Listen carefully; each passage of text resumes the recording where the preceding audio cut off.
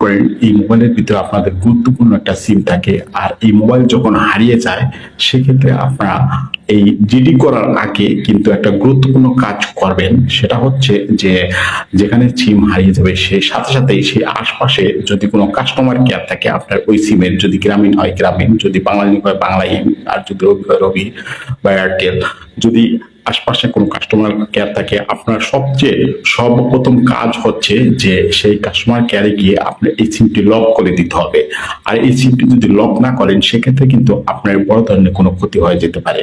হয়তো এই সিমটা এমন একটা চক্রের হাতে পড়ে যেতে পারে এই মোবাইলটা, তখন সে বিভিন্ন ধরনের ক্ষতি করার চেষ্টা করবে আপনি, আর সে লাভবান হওয়ার চেষ্টা করবে, আপনার ক্ষতি করে সে লাভবান হওয়ার চেষ্টা করবে। কিভাবে?